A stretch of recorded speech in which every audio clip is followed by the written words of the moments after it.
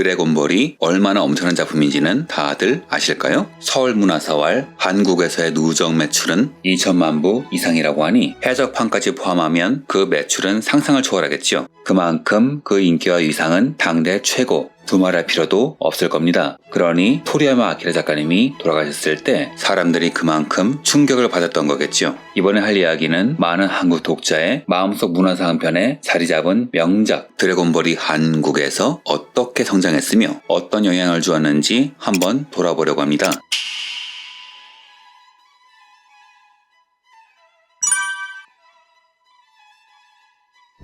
대한민국에서 정식으로 일본 문화가 개방된 시기는 1998년입니다. 하지만 일본 문화는 그 전부터 여러 가지 형태로 들어와 있었는데요. 그중 하나가 바로 책이었죠. 문호 개방 전까지는 일본의 사업자가 한국에서 팔리는 해적판을 단속하는 게 쉽지가 않았어요. 실익이 없다고나 할까? 너무 힘들었다고나 할까? 심지어 지금도 단속에 대한 실익이 없단 말이 나올 정도니 50년대부터 80년대 해적판 시장은 그야말로 무주공산, 누가 먼저 손대느냐의 시장이었을 겁니다. 만화, 소설만이 아니라 학습 만화, 잡지까지 베낄 수 있는 건 다 베꼈죠. 그래서 여러 업자, 출판사들은 일본의 좋은 작품들을 마구잡이로 들어와서 대본소 작가들을 고용해서 거의 그대로 베껴 그리거나 나중엔 아예 그대로 번역해서 해적판으로 만들었죠. 내가 번역해서 한국에 소개해줬으니 홍보가 된 거 아니냐. 작가들은 나에게 고마워해야 한다고 할 정도로 당시의 한국은 저작권에 대한 인식이 없었습니다. 그래서 학습 만화, 교양서적은 물론 소설, 만화, 교육서적 등이 무분별하게 출판되었어요.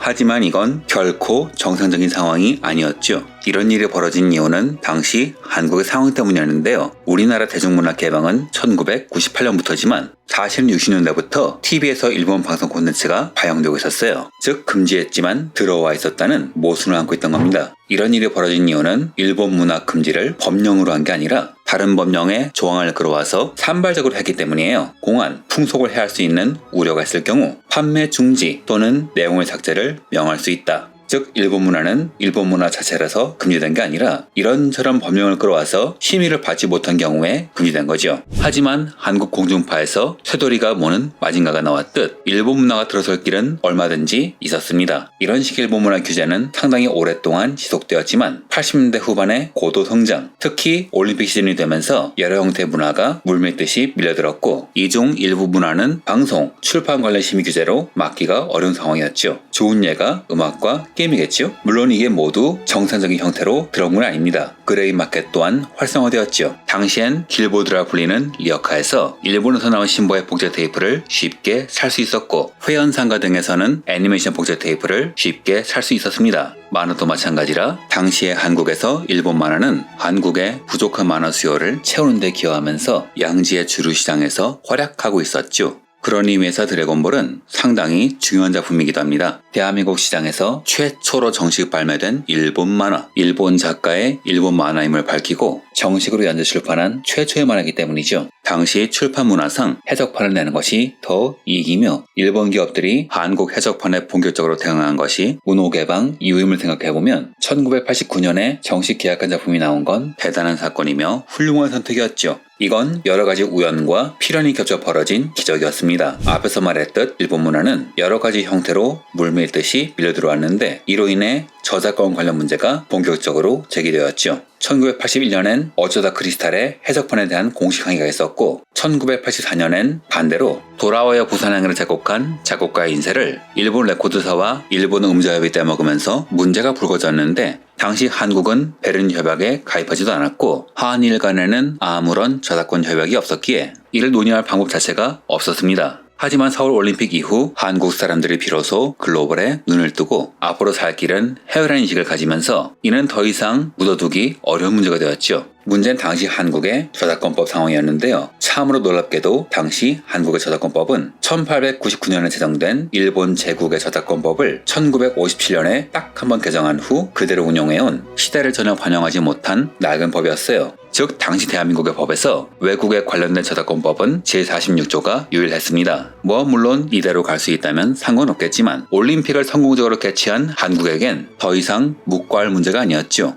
당시 전 세계 2위 경제대국 일본의 영향력은 어마어마했죠. 그러니 이대로 가면 전 세계의 해적판 국가로 낙인 찍히기 딱 좋았겠죠. 게다가 더 큰 문제는 미국이었습니다. 레이건 정부는 재정적자, 무역적자를 해결하기 위해서 여러 국가를 압박했는데 이 중엔 대한민국도 있었죠. 그리고 그 압박 항목 중 하나는 저작권이었고요. 즉 일본과의 저작권 관련 마찰, 미국의 통상 압박, 그리고 이후 벌어질 올림픽으로 인한 주목도 등 저작권법을 개정해야 할 필연적인 상황이 계속 터진 거예요. 이에 우리 정부는 미국에게 1986년에 외국 저작물을 보호하기 위한 법을 입법하고 1988년까지 저작권 협약에 가입할 것을 약속했죠. 이러자 당시 출판업자들은 난리가 났습니다. 예전에 공짜로 쓰던 걸 이젠 못하게 되었으니까요. 당연히 출판인 중심으로 격렬한 반대운동이 벌어졌지만 당시 한국 정부는 그걸 봐줄 상황이 아니었어요. 그리고 1987년부터 세계 저작권 협약에 가입한 모든 나라의 저작물은 국내에서 보호받을 수 있게 되었습니다. 즉 드래곤볼은 정식으로 수입하겠다고 마음먹었다기보다는 정식으로 수입할 수밖에 없었던 거죠. 문제는 그 형식인데요. 문화라는 건 무작정 들어오면 그만큼 저항도 큽니다. 그래서 보통은 오랜 기간을 두고 들어오는데요. 당시 사람들에게 일본 문화는 들어와 있지만 금지된 문화, 많이 봤지만 들어온 줄 모르는 문화였죠. 그래서 기존에는 일본의 것이지만 한국 작가 이름으로 바꿔서 많이 냈어요. 하지만 새로운 시대에서는 그렇게는 할 수 없었어요.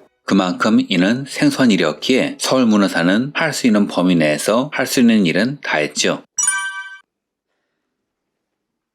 어떤 문화든 처음에 소개되면 그만큼 저항이 강하죠. 그래서 서울문화사는 이를 막기 위해 여러 가지 장치를 준비했습니다. 우선 일본 문화에 대한 반감을 최소한으로 줄이는 게 급선무였습니다. 당시에는 대망이라던가 설국 등을 읽는다는 이유로 매국노라고 매도하던 사람들도 있었거든요. 드래곤볼은 그나마 외색이 적은 편이긴 하지만 그래도 일본 만화이면 확실하니까요. 그래서 서울문화사는 여러 가지 형태의 마케팅적 장치를 했는데요. 그중 하나가 바로 작가의 이름이었죠. 작가의 이름과 출판사명을 영어로 표기한 겁니다. 보통 독자들이 이해하기 쉽도록 자국의 언어로 표기한다는 걸 감안하면 한국이 유난히 특이한 거죠. 이는 이후로도 한국에 발매된 일본 만화책의 전통 같은 것이 되었어요. 물론 최근엔 작가 이름을 한글로 표기해주기도 하지만요. 또한 소개문도 인상적이었는데요. 미국, 프랑스, 이태리, 서독, 그리고 일본 등지에서 만화화했다는 내용이 있었습니다. 일본 만화인데 일본이 제일 마지막에 나오죠? 이런 식으로 써놓는 바람에 당시엔 드래곤볼이 일본 만화인지도 모르는 사람도 있었다고 하네요. 초창기 그림풍도 그림풍인지라 영어로 적혀있으니 미국 만화겠지 하고 생각한 거죠. 또한 부모들을 달래기 위한 문구도 집어넣었어요. 이런 형태의 상품을 팔 때 가장 큰 적은 바로 부모니까요. 부록 1권의 내용을 보면 이런 말이 있습니다. 이 만화를 본 여러분은 세계인이다. 또한 다른 소개 글에선 드래곤볼은 세계의 명작 만화다 라고 소개하면서 마치 아이들이 꼭 봐야 할 필수 교양서적처럼 소개했습니다. 고전 명작인 서유기를 바탕으로 현대 문명사회에 찌든 우리가 자연으로 돌아가고 싶은 생각을 하게 하는 작품, 즉 이 만화를 보는 당신은 환경을 지키고자 하는 올바른 생각을 가진 세계의 명작 만화를 보는 글로벌 독자라고 말하고 있는 것이죠. 당시 한국에 불어닥치던 글로벌 열풍, 교육 열풍의 편승한 소개인 겁니다. 편집부분들은 이걸 쓰면서 얼마나 웃었을까요? 이렇듯 당시에는 아무도 생각하지 못했던 혁명, 일본 만화 정식 발매의 물꼬가 튀었습니다. 혁명은 쉬운 일이 아니죠. 하지만 그 결실은 달콤합니다. 서울문화사는 이후 아이큐 전북 코미스 레이블로 드래곤볼 등의 일본 만화를 발매합니다. 드래곤볼은 천문학적으로 팔려나가면서 작은 출판사인 서울문화사를 중견 출판사로 급성장시키죠.